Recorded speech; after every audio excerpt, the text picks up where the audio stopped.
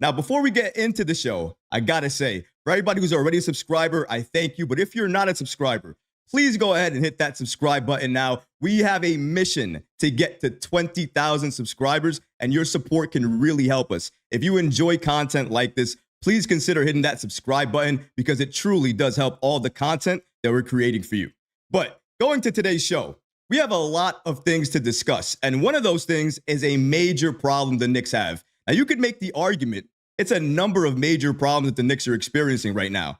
Helping me break down this topic and so many other things today, you know him as the former Detroit Pistons beat writer and now the current New York Knicks beat writer with The Athletic, the always amazing, the great James L. Edwards. James, what's going on, man? How you doing? Thanks for joining the show today. Of course. I appreciate you having me. Sorry we couldn't get this done sooner. Been a wild month and a half for me, but I appreciate you having me, and I enjoy the work that you do. So thank you. Oh, of course, man. Of course. And again, it's a pleasure having you on. And everybody can see right now, James is on screen. Let me tell you something. If you're watching the Knicks or you're looking anything about Knicks related updates, you got to be following James, man. Make sure you follow him. His @'s on screen right now. And we have a lot of things to talk about, James. And to use your article as an assist, because I think I'm going to do that to start off the show. The Knicks have a massive problem, and we're going to talk about what that is. Now, again, I started off the show by saying it's a few things that we can go into, but using your article as an assist here, you recently wrote an article, the pros and cons of the Knicks up and down start to the NBA season. Anybody who's looking at us on YouTube right now, they can see the snippet of the article on the screen here, and I'm just going to read a little bit of it because it goes into something that it legitimately is what I am concerned about. Struggles against a switch-heavy team. I'm going to read a little bit of it. 3 of the Knicks' 4 losses have come against teams that have switched heavily against New York. This has really given New York Knicks and their offense a lot of problems. The Knicks have taken too long to try to hunt the manhunt for mismatches and spent too much time playing isolation against those teams, which is leading to a slower pace. I can't put it any better myself when it comes to that. That is something that I'm worried about, the defense. And I think all we have to do is go back to the Houston game. That first possession, the first possession, they switched. They never stopped. They disrupted the Knicks, disrupted the flow. The offense became stagnant. Jalen Brunson saw every single person you could think of on defense, and it just bothered them. So we're talking about a number of different problems here. For you, would you say the way the Knicks respond to a switch-heavy defense is the major problem, or is there something else that you would consider a little bit a bigger problem than that? That's probably right now, this point in the season, the most concerning or one to monitor, right? Because it's an offense that has so many good players, and you would think that, okay, you get them once, you understand it's the start of the season, but the fact that this is already kind of a trend is concerning, given how good of a coach Thibs is, how good the players are, like I said. So it's certainly something they need to iron out, because we see this offense when they're against teams in other type of coverages like drop and things and teams who do who don't switch on the perimeter, and like they cut well, they move well, and it just seems like when they go against switch heavy teams, they don't move as well without the ball. They don't get it moving as much, and then it helps too. And credit to Boston and credit to Houston, they have guys where they kind of welcome. They welcomed Cat to go against Drew, and they welcomed Cat to go against Dillon Brooks. Dillon Brooks, who kind of held his own right in the post. So you look at that and you're on the floor like, okay, I understand why I'm getting the ball there to Cat, but those guys are good defenders, and that doesn't mean that everybody else should just stand around and watch. And it's been a very stagnant offense. I think that's probably the best way to describe the Knicks so far, is they just have a very stagnant offense at times against those defenses. So you see, I hear that, and then I think to myself, okay, we have a stagnant offense, so surely when we have a stagnant offense, we have players missing. You think that the rotation would expand. But James, when I look at the rotation and I look at the minutes, and I'm looking at the players here, this is last game, mind you. Mikal Bridges, 39. OG Anunoby, 41. It's all minutes, by the way, folks. Karl Anthony Towns, 38. Jalen Brunson, 37. Josh Hart, 38. Jericho Sims off the bench with 10, and Tyler Kolek with 9. McBride off the bench with 28, and then you have DMPs for Matt Ryan, Jacob Toppin, Ariel Okporti, and Pacome Dadier. Now, I'm not trying to say that he has to play 11 players, 10, whatever the case. Play 8 players, play 9 players. I get that. But if you look at the minutes, it's 6 players significant minutes, and then 2 kind of get minutes. The other game before that, Kolek got 6 minutes, only in the second quarter, and then Brunson finished out playing the entire second half. So for me, I think the way that the rotation's being utilized, the minutes are being managed right now, especially that the fact we are in November. This is not, game 30, 40. I'm just mind boggled. I've watched this team for years. I've seen so many things from Thibodeau, but not even I could think we would see a rotation like this in November. For that, what do you say in regards to the rotation and the minutes? No, I think that's a fair point, and I think the most concerning thing there is getting the minutes up high early in the season, right? Now, to play devil's advocate, and one thing I have learned about Knicks fans since being here, and I'm not trying to poke the bear, they love the unknown. They love like the guy who's not playing. They want to see him play, Yeah. all this stuff, right? But if we're being honest with ourselves, I think this is more of a front office issue than a Thibs issue. Because if I'm Thibs and I'm in close games with Houston and Atlanta and I'm expected to win these games, there's not a lot of guys I'm looking down that bench at like, oh, you can help me right now. With all due respect, right? Like, um, I understand wanting Huck Porty to play over Sims, like for sure. Like that's the one that you could make more sense with. But I'm not going to sit here and say that Ariel Huck Porty is going to change the game. He's a second round rookie who's had like some bright moments here and there, right? And I would say his defense is ahead of his offense. Tyler Kolek has been very efficient, and he, like you said, he played 9 minutes the other night. Could he play some more? Yeah, for sure, definitely. But then you get past that, like I understand Pacome had a good preseason game. I'm not like I understand Thibs looking down the bench and not ready to put him in yet. I understand looking down and not ready to put Matt Ryan in, who's only been there for a day. I understand looking down and, I mean, they're out without Campaign, they're without Precious Achua. That obviously hurts. Like we knew depth was going to be an issue coming into the season, and whether or not you think the depth isn't a problem and there are solutions on the bench, I could understand that, but I don't think it's. I don't blame Thibs for looking down there and be like, I'll just keep my guys. I'll keep rolling, right? Like I understand it, but I also understand where you're coming from. I think the more concerning thing is the high minutes early on in the season, And and how that could mean nothing, right? Like they could be fine, but right. I mean, you logically, guys play a lot of minutes at the beginning of the season, they're going to wear down at the end of the season. So and the fact that right now that they don't look very good, what if they don't end up having the great regular season that everybody expects and they need to play meaningful basketball at the end? Like you just never know how it could play out. So I understand where you're coming from. In that Houston game, I mean, you could tell during the final stretches of that game, it's tired legs. They were missing shots on offense they normally would miss. They didn't have the lift, and I thought it was really because of the amount of minutes. I think that night, what Jalen was at, 40 something. Yeah, he played a lot. That was it was he was getting beat up early on too. in, Like he was on the ground a lot. Yeah. incredible. It's incredible sometimes to think about the roster that we have, the aspirations we have for this team, and then to think about the trades that we've made, who we have right now, and where we are as a team. I'm not saying it's a disappointment because, again, it's so early on. We're in 7 games right now. Knicks have Milwaukee tonight. We'll get to that as well, too. So, obviously, a way to kind of correct things here, go on a little bit of a mini win streak and kind of put the past behind you. But we still have to look toward what the future is. And the future, unfortunately, for this Knicks team is that paint defense is nowhere near where it used to be. We can just take a look at last year, Mitchell Robinson. I think we got spoiled as a fan base seeing Mitchell Robinson and Isaiah Hartenstein in there, 2 great offensive rebounders who attack the glass, block shots. They put fear in the opposing team.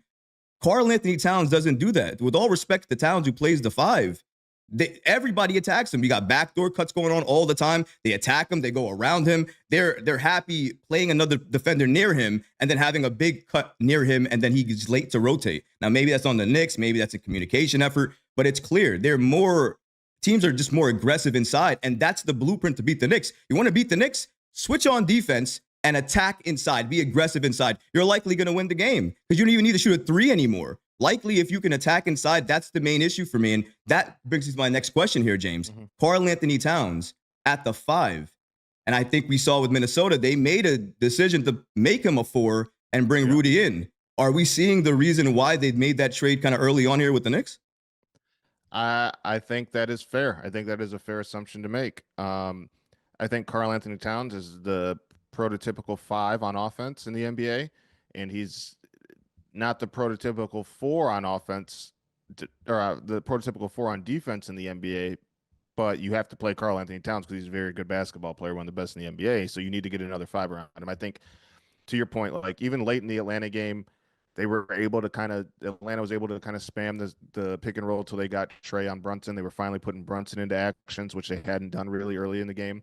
But even like just the deep drop that they're playing with Cat, it's just not doing a lot in terms of like detouring things at the rim. Like the point of drop is you want to bait them into that mid-range shot, right? But as soon as these guys they keep taking an extra dribble, and then they get an extra dribble, and they're like, oh, they're right at the rim, and Cat's guarding his man and also trying to disrupt the ball handler and drop, and it has not been a good formula. And one of my first pieces when I came over to the Knicks beat was like Karl Anthony Towns is a better basketball player than Julius Randle, but I do not think that this. I am not sure that this trade makes the Knicks better. And again, it is way too early to say that, but I think some of the concerns that I had are still there. The secondary playmaking has not really been there. The interior defense, and again, a lot of Mitchell Robinson's injury hurts that, right? But I don't. That was factored in at that point too. So I'm very curious to see. And again, I'm not going to sit here and say I watched every single Knicks game last year as I was busy covering the Pistons, but I watched the Knicks a lot. And it felt like to me that Mitchell Robinson and Isaiah Hartenstein played in a drop, but it was a little bit higher up as opposed to what Cat's playing in.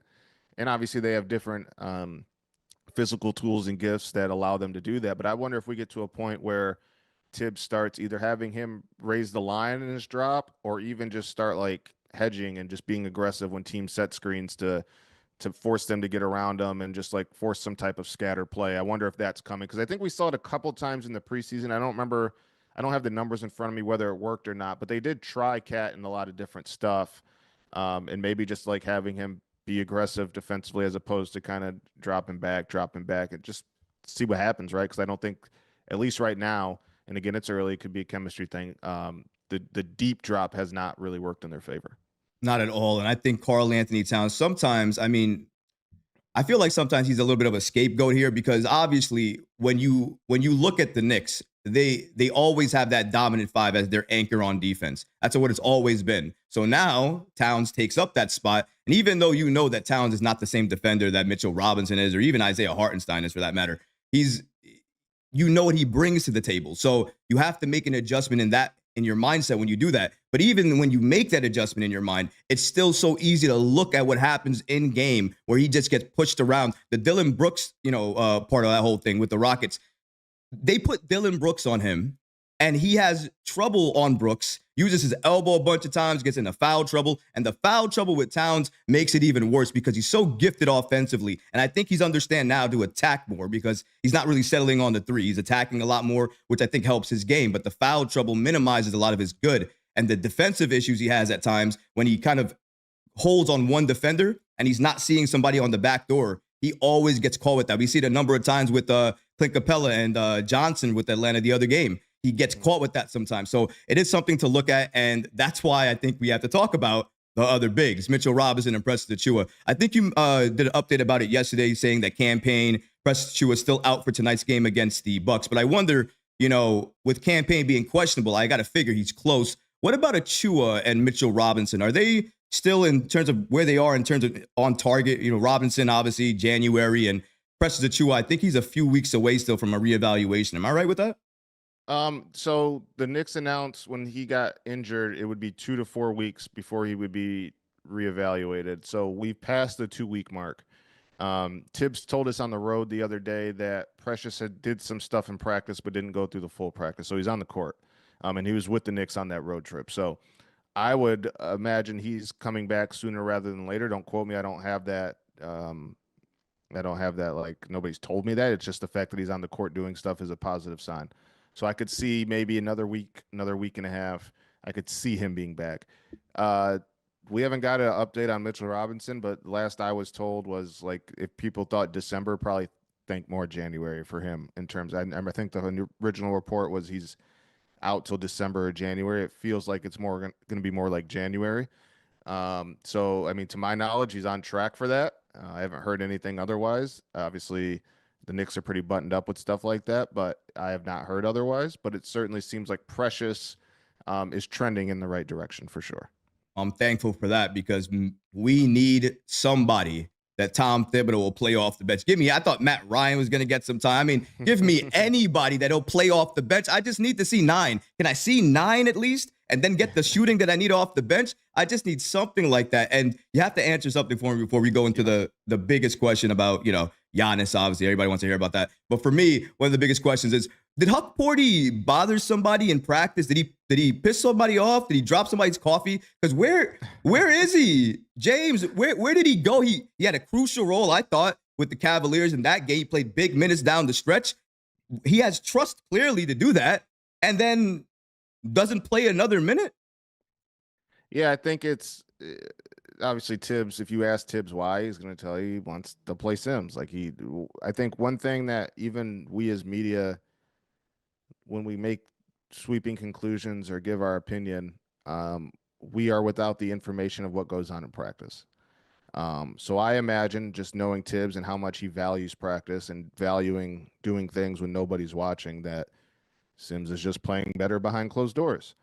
And I understand that fans have seen shining moments of Huck Porty in these few weeks, and they feel like they already have the book on Jericho Sims, and I understand that for sure. But certainly it seems like I thought we were getting to that point when it was it Cleveland that Huck Porty took all of the second half rotation minutes for Sims? Was that the Cleveland game? Okay. Absolutely. I thought that it was coming. And then I think the next game was Detroit or Miami or whatever. I can't remember the next game. And then Sims was back in the rotation. Right. So I'm curious to see how that plays out. I'm with you.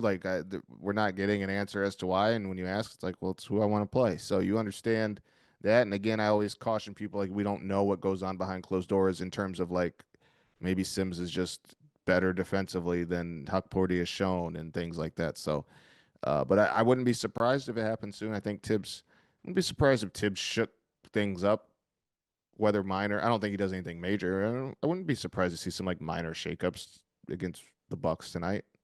Yeah, we need a shakeup, because if I see Jericho Sims get the ball in the low post again, dribble twice to the baseline, then pass it to Mikal Bridges anyways, and not look to the basket at all, not even realize the basket is behind them, I might lose my mind just a little bit. Just a little bit. Because James, it has to be, you have to do something. You can't just catch the ball and get rebounds, James. He plays 10 minutes. He didn't shoot once. Didn't even attempt the basket. And they passed him the ball in the low post. He bounced it twice, went down to find Mikal Bridges so he can get a harder shot.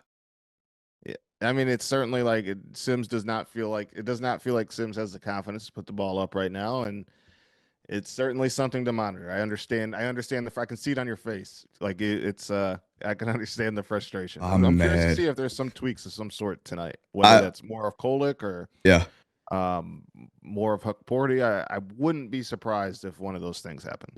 For some magical reason, the Knicks, after making all the trades that they made, seem to still be linked to Giannis, a superstar that really they don't have any assets to even think about getting. But according to Mark Stein, a longtime NBA insider, I know you've probably seen the report as well too, and shout out to the Strickland for giving us this information as well. The Knicks are likely among the 4 teams on a credible list of suitors for Giannis Antentekompo should he ask out of Milwaukee. Now, see, that would be one thing, making a list. But here's the other thing that Stein said that kind of threw it all out of whack for me. And he stated the following: the Knicks were mentioned more often in recent months than the Heat or the Warriors as a potential down-the-road trade suitor for Giannis. But that was before the acquisition of Cat.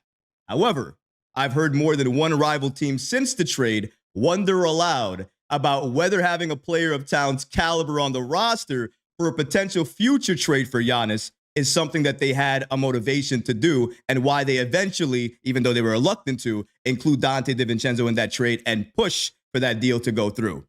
So, listen, I think it's a story. Everybody loves the fairy tale of Giannis and wanting to get him on the Knicks because, who doesn't want a former MVP, former champion, right? To Giannis coming to the Knicks, what do you say to that? I could understand why the Knicks would want to do it. The question I have is, why would the Bucks do it? If you're Milwaukee, if the Giannis era is over and you've been competitive for 7-8 years now, you would think that they would want to get as much draft capital and young players as possible. And I just don't see how the Knicks have the best offer for that. You'd want more expiring deals. You'd want young players. You'd want picks. And the Knicks don't have expiring deals except McHale. They don't have any great picks right now, and their young players are not like quote unquote. Again, I want to make it clear. I like Tyler Kolek a lot. He's going to be a good player, but they're not blue chipper prospects. I just think other teams could offer up a better package. And you know what team I want to see, like from a basketball fan perspective? I want to see San Antonio do it. San Antonio. I want to see Wemby and Giannis together. Oh man, that would be dangerous. You don't want people are saying the Warriors. You wouldn't see you wouldn't like the Warriors? The Warrior like Steph and Giannis? I mean, yeah, that'd be. I mean, yeah, like that's like the like obvious one. I want to see. I love Steph. I want to see Steph get as many rings as he can while he's playing like this. Right. Like I very much enjoy watching postseason Steph Curry. Like it's still the greatest thing in all sports to me. So yeah, I mean, if we're talking about like which title contending team could get Giannis, sure, but I think like the Giannis going to the Spurs like shifts the landscape of like the NBA. Like I like when like we add a new team to the fray. That would just be it would be fun. I don't know, just seeing those two on a court together would be insane. That would be a juggernaut. Wemby had 8 blocks the other night. What are you trying to do here? You're trying to make a team that can never be defeated. That's unstoppable. All the aliens in one place. I just got to see it. Final question for you, because I know we got a few minutes with you. So, final question for me is Mitchell Robinson. Listen, you've written about it, kind of. There's a lot of other reports out there about it. We've been trying to trade this man for a while, going all the way back since the summer. Shams reported it, right? Since July, I believe. Injuries, all those things. Obviously, the Knicks might want to be a player come the trade deadline. What is that like right now? What are you hearing about the Knicks' potential in terms of making another trade? Are they even thinking trades right now? Or are they looking to just fix the roster they have and kind of move forward from here? Like, well, what's their main focus right now on the trade situation with Robinson in mind anyways? Yeah, I think they're always doing their due diligence for sure. I don't think they're like beating down doors to get a trade done. I think actually as this season plays out, yeah, you could make the case for it making more sense to keep Mitch around, just to have a elite rim protecting 5 at your disposal, whether he starts or not. I think that is again one of the glaring. I'm not surprised that the defense has been like as bad like as it has been. I didn't. Obviously, you look at McHale and OG and even Josh and think like, okay, they got like some really good perimeter defenders, but McHale has kind of struggled over the last few years, especially like at the point of attack. When he gets screened, he kind of gets trapped on ball screens. Like he's still a good defender and has the potential to be great, but I do think he has taken a step back. And then OG and Josh obviously are good, but then you have Brunson is not like he's not known for his defense. Cat's not known for his defense. So I certainly like I think as this goes on, I can make a case that's like, well, should the Knicks just keep Mitchell Robinson and not try to shop him around? But then you also can make the case, well, could Mitchell Robinson bring back 2 players that we could add to some depth as the season goes on? And one of those maybe not being as legit of a rim protector as Mitchell Robinson, but a good one. And then we can add something else. So I think there are options there, but I think as if we're making an overreaction based off 7 games, like you can make the case for making them make sense to keep Mitchell. As opposed to maybe even if you would ask yourself that a month ago. I think even more now that we see what the defense looks like inside and with Towns and everything else like that, it's even, you think to yourself, I mean, wow, imagine we had Mitchell Robinson. I mean, what would that look like next to Towns? Would Tom Thibodeau even run that? Or maybe he plays Robinson off the bench as a backup and eventually a closing lineup of that. I mean, there's so many ways that Thibodeau can do it, but the adjustments tonight against the Milwaukee Bucks are going to be key for me and what I'm going to be looking for. We have a lot of questions in the chat. Guys, I wish I could get to them, but it's the interview messed it. The internet messed up the interview, okay? I can do a few. I can do like 3. 3? Okay. Yeah, I could do like 3. Well, you guys, listen, James is an upstanding individual for doing this, so I really appreciate you. I know you're really busy, so thank you for that. I appreciate the people listening. I didn't want to leave them hanging. Oh, you're awesome for that, man. Thank you. And we have some people saying salute. Thank you for doing the show. Obviously, a lot of people are loving the fact that you're on the show. Let's see here. One of the questions that we have here. Um, what does Giannis fix with this Knicks team? Nothing. Why would we even want to trade for him? That's a Brooklyn Knicks fan. I don't, that's a weird name to have as well too. First of all, why wouldn't you want? It's Giannis, James. I mean, I understand that people like I get like not want to talk about it because it's not realistic. But I mean, the reason that you talk about Giannis is because he's freaking Giannis. I mean, that's The why. guy who collapses the defense, helps make the kickouts easier, more open threes for other players. Teams got to double them. Teams can't guard them one on one. You can use him as a screen. Like I understand, like does his skill set overlap with some on the roster? I get what you're saying, but he's also like one of the most dominant forces. Um, I mean, you hear it all the time since Shaq, probably him and Embiid. I'm just saying. I mean, you have to go after players like that if they're available. I just don't think the Knicks have the assets. Even the math doesn't make sense for that. But whole different story. Anyways, another story we have here is a question from James Lee. Why the Knicks didn't sign Lonnie Walker? Well, he's not available. He's in the EuroLeague right now, but I think they didn't sign him because they were too focused on trying to get Matt Ryan. Your thoughts on that, James?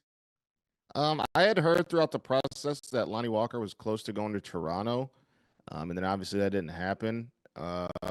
Again, I think it kind of just depends on how the Knicks viewed him. Like if they view him as an on-ball guard, a guard that needs the ball in his hand to be effective, like they already have Jalen and Deuce. Like I don't think in terms of how he would fit into what they need, I can understand why they went other ways. And I think he got cut. I can't remember if he got cut before the Shaman injury or not. But yeah, I think they were more so trying to find spacers and people of that nature. All right, last question, and then we are good. And I appreciate everybody. I would love to see Mitchell Robinson next to Towns and players going back to their natural positions. I think that's the way the Knicks can thrive. I would agree. James, what do you think about the Knicks playing a more, I guess, traditional five for Tom Thibodeau, where he has a more dominant five inside and Karl Anthony Towns at the four? Do you think a lineup like that could thrive in terms of a starting unit, obviously? Yeah, I mean, I think there's already proof of that, right? With Minnesota, Yep. they made it to the Western Conference Final under that guys, and they have the pieces around and in front of Towns and Robinson that kind of can somewhat simulate what Minnesota had with Jaden McDaniels and Anthony Edwards and stuff defensively. Obviously, I'm saying right. So it's there for sure. I think like the blueprint is there for it to work. It's just a matter of is Mitch going to be healthy? Like that's always kind of the question with him. And that's the question every single Knick fan faces. But now we're facing him much earlier because he's not even here to start the season. And January is an estimate for rehab for the ankle that he's not even injured with, just still rehabbing since last year. It's just something with the Knicks that we're always dealing with every single time we want to go so far, something holds us back. But James, you didn't hold us back today. You gave us all the information that we wanted, and I really do appreciate that. Guys, please follow James. His at's on the screen right now. He's at 47.1K. Get him to 50K. He deserves it, okay? He writes for The Athletic, okay? He's currently the Knicks beat writer for The Athletic. If you want to follow anything that he does, he's going to be on social media. His latest article, you see it over here, pros and cons of the Knicks up and down start to the NBA season. We went through one little passage in that entire article. When I'm talking about there's so much there left that he talks about, even the pros, you can think to yourself right now, pros to the season? Are there pros? There are if you read the article. So please make sure you do that. James, again, it was a pleasure having you, my man. Thank you so much for joining the show, man. Hey, man, I appreciate you having me. Like I said, I like the work that you do. I appreciate everybody listening and watching, and I appreciate Knicks fans for as welcoming as they've been to me so far. And obviously, it hasn't been the start of the season you guys would hope for, but you guys have been cool and reading and the support. So I appreciate you guys. Always, always. And we're going to continue to support you, man. So appreciate you again, James. And thank you, man. Appreciate you.